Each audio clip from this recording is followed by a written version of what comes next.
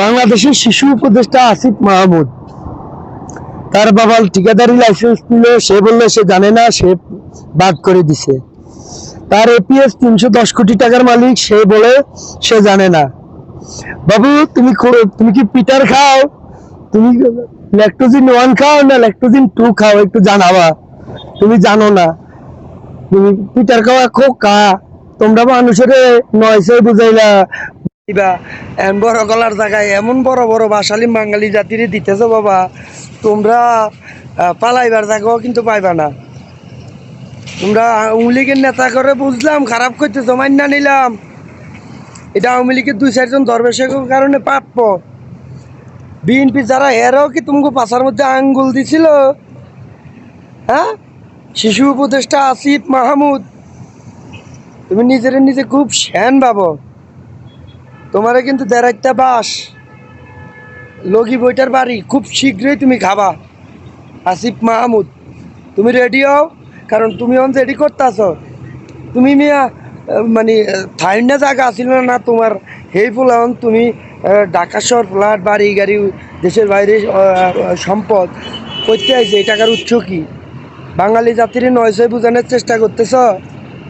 হ্যাঁ, বাংলাদেশের জাতির নয়ছয় বোঝানোর চেষ্টা করতেছ? কি মনে হয় তোমার? তুমি মানুষের পিটার খাওয়া খোকা মনে হয়? বাংলাদেশে অনেক মেধাবী লোক আছে। ওই যে একটা আম জনতা পার্টির মানে আম বিক্রেতা বলতো যারে, ওই লোকটার কথাগুলো খারাপ না, ভালোই লাগে আমার। এর আম বিক্রেতা বললো, বাস্তবতা হলো কি সে কর্ম করছে, এটা আমি ছোটোভাবে দেখি না, বড়োভাবে।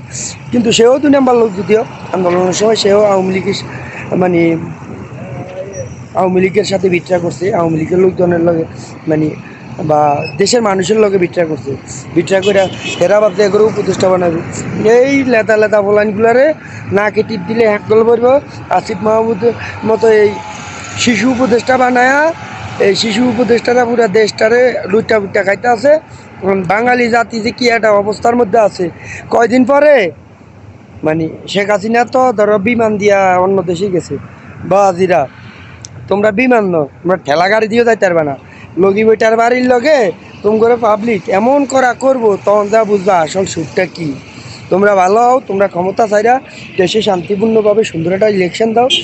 ইলেকশনের মাধ্যমে যারাই ক্ষমতায় আসুক, আওয়ামী লীগকেও, যারা আওয়ামী লীগের অপরাধের সাথে সম্পৃক্ত তাদের বিচার হোক চাই, ঠিক আছে। কিন্তু যারা নিরপরাধ তাদেরকে তোমরা ধৈর্য কট করবা। তোমগরে কি করবো তোমরা চিন্তাও করতে পারবে না। তোমাকে বিপদ খুব শীঘ্রই, তোমগরে বাস খুব শীঘ্রই দিব বাঙালি জাতি। একটু ধৈর্য ধরো। যদি বন্ধুরা ভিডিওটা ভালো লাগে, শিশু উপদেষ্টারে বাসটা দাও, তাহলে একটু শেয়ার করে দিবেন, সবাই একটু দেও। আসসালামু আলাইকুম।